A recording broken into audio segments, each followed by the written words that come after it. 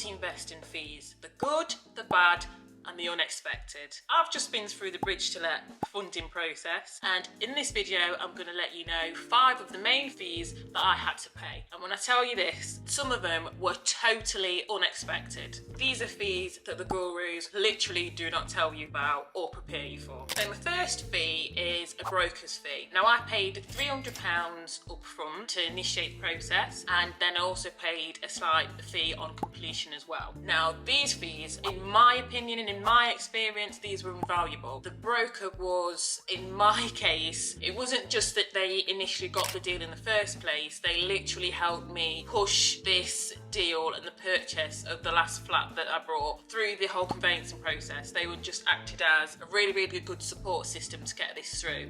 I know this can be quite controversial. Some people don't like to pay for brokers, some people think it's a waste of money, which is all valid, you know, everyone's opinion's valid. But in my case, the broker that I used was invaluable, I thought, because they took a lot of stress and they bore a lot of the stress as well. As I said, getting through that whole conveyancing process and acted as a soundboard. So it wasn't just that they found the initial deal in the first place, they literally helped push the sale through. Obviously they're incentivized, you know, they get a deal or they get another commission off completion.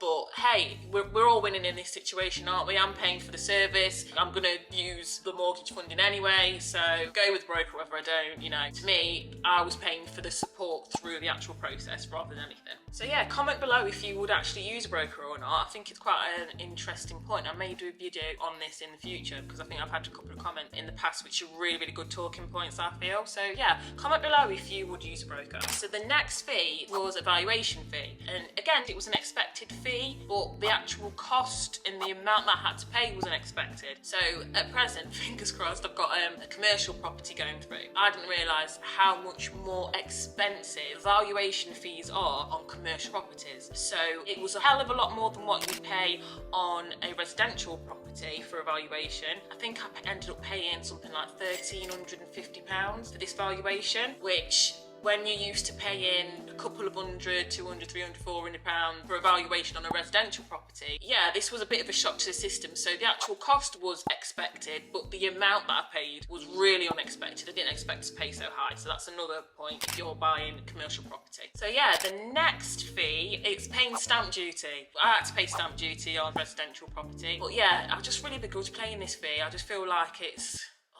just really don't want to pay it again because it's an investment property, sort of valid for stamp duty. So yeah, the stamp duty that I paid on the flat, it was around £2,300 for the Woollerton flats. Don't quote me on that, but it was around that.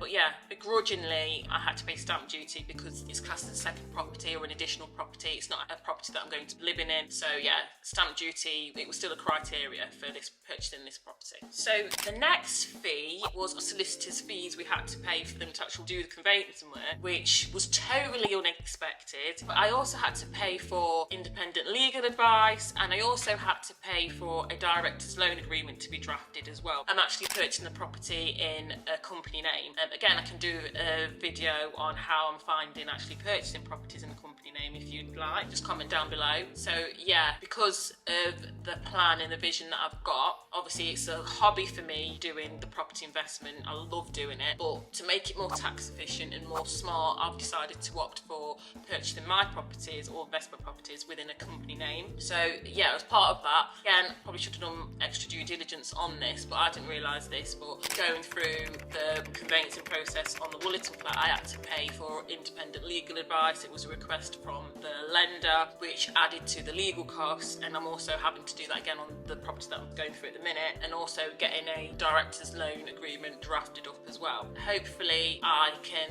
keep the templates and reuse those and use them on the next ones and save myself money that way. But yeah, those were extra costs that I had to pay, and also you need to get your separate sort of draft board minutes and a board resolution documents drafted as well. But yeah, I can do videos on that in the future, sort of things that you need to know about purchasing a commercial or company name, just from my personal experience. So from a practical point of view and what I went through, I can also pop that in a video for you. But yeah, additional solicitors fees, which again, it hurt. It hurt finding out that I had to pay that. It hurt.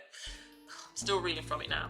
And another fee that you'd have to pay is building insurance fees for the properties that you're wanting to rent out. So additional bonus fee for you. It's a given, obvious, but yeah. So yeah, as I said, this is all from my personal experience. Please, please, please, as I say in every single video, please do your own due diligence and do your own research and look into all of these. So yeah, I hope you liked the video. Please like, comment and subscribe, and watch this video next to see how I made sure last month was one of the most productive months I've ever had. Say hello to everyone. Bye. Bye. All right, thanks guys. Bye.